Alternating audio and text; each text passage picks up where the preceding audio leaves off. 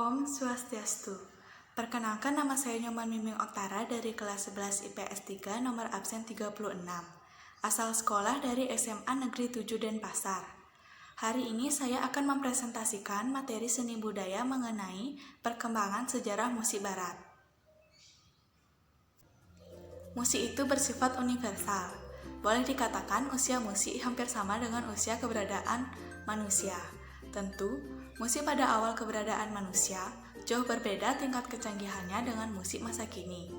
Meskipun demikian, sesederhana apapun, pada prinsipnya musik itu sama, yakni hal-hal yang berhubungan dengan melodi, ritme, dan harmoni. Namun, keberadaan musik purba yang tidak dapat dilacak bekasnya juga tidak gampang dijadikan sebagai bahan penulisan sejarah, karena penulisan sejarah memerlukan bukti-bukti historis yang meyakinkan secara ilmiah. Sejarah musik barat dapat disajikan dengan periodisasi sebagai berikut. Yang pertama, musik zaman Yunani kuno. Itu mulai dari tahun 1100 sebelum Masehi. Dalam periode Yunani kuno, muncul dua aliran musik, yaitu musik untuk ibadah, Dionysius, dan musik untuk persembahan Dewa Apollo. Musik aliran Dionysian berkecenderungan membangkitkan semangat, kegemparan, dan sifat-sifat lain yang kurang baik.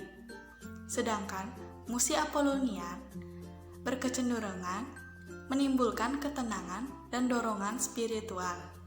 Berdasarkan kecenderungan ini, aliran musik klasik disebut Apollonian, sedangkan aliran romantik disebut Dionysian. Yang ketiga, musik abad pertengahan, dimulai dari tahun 500 sampai 1350 Masehi. Abad pertengahan diawali dengan runtuhnya Kekaisaran Romawi. Pada awalnya, musik abad pertengahan masih bersifat monofonik.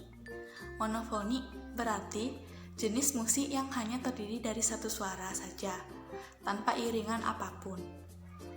Seni musik abad pertengahan juga didominasi oleh musik gereja yang bersumber pada seni musik Yahudi. Dalam hal ini adalah madah atau nyanyian yang bersumber dari ayat-ayat suci. Seni musik pada masa ini didominasi oleh musik gereja. Pada masa ini, seni musik monofi mencapai puncak kesempurnaan artistik terutama pada masa Paus Gregorius Agung pada tahun 540 sampai 604. Oleh sebab itu, musik pada abad pertengahan juga disebut Gregorian. Yang keempat, musik zaman Renaissance.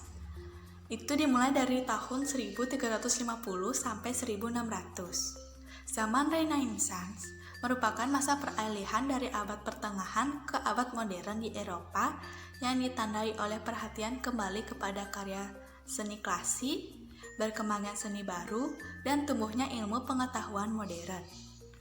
Tahap awal perkembangan gerakan Renaissance dalam kesenian dan kesusastraan terasa di Italia, kemudian menyebar ke Eropa Utara.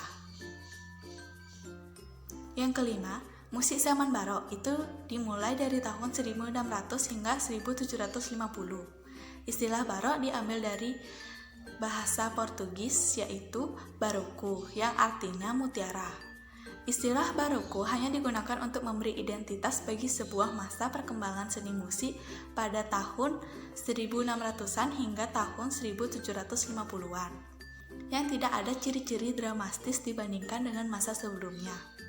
Awalnya, gaya musik zaman barok dikritik sebagai musik yang harmoninya kurang jelas, kehilangan bentuk normal, eksentrik atau berlebihan, kurang bermutu, bahkan dekaden atau merosot. Namun, karena perkembangan dasar-dasar estetika yang baru, gaya musik barok semakin dinilai secara positif. Gaya musik zaman barok memang tidak jelas, berbelit-belit, dan bombastis, namun hidup lancar, lincah, dan penuh perasaan, sehingga sangat cocok untuk penyajian opera yang saat itu mulai populer. Yang keenam, musik zaman klasik. Itu dimulai dari tahun 1750 sampai 1800. Zaman klasik ditandai dengan kembalinya gaya seni yang memperhatikan kaidah-kaidah formal. Pada masa ini, seniman kembali menengok kepada gaya seni zaman Yunani kuno. Struktur, bentuk, dan komposisi musik kembali mengikuti kaidah-kaidah formal dalam mencapai kesempurnaan. Yang ketujuh, musik zaman romantik. Itu dimulai dari tahun 1800 sampai 1890. Istilah romantik dalam sejarah perkembangan musik Eropa berhubungan dengan perasaan, sikap batin, dan jiwa manusia. Pada zaman ini, karya seni musik dianggap lebih mengikuti gerak hati penciptanya. Oleh karena itu, gaya musik pada zaman ini begitu bebas dan tak terbatas. Yang ke-8, musik zaman peralihan. Itu dimulai dari tahun 1890 sampai awal abad 20. Sepeninggal Wagner, musik zaman romantik berakhir. Setelah itu, musik memiliki ciri-ciri yang lebih tegas warna nasionalnya karena pada saat itu mulai muncul kesadaran nasionalisme. Yang ke-9, abad modern. Itu dimulai dari tahun 1900 sampai sekarang. Seiring dengan munculnya kesadaran kebangsaan dan pembebasan diri dari belenggu kolonialisme, seni musik juga mengalami revolusi bentuk dan gaya. Ciri paling penting dalam gerakan musik modern adalah sikap emansipatif, yaitu sikap yang ingin membebaskan diri dari segala belenggu aturan yang mengekang kebebasan berekspresi. Maka, mulailah gejala munculnya aliran musik impresionistis, ekspresionisme, dan eksperimental. Sekian presentasi dari saya. Jika ada kesalahan, mohon dimaafkan. Saya tutup dengan Prama Santi. Om Santi Santi Santi Om.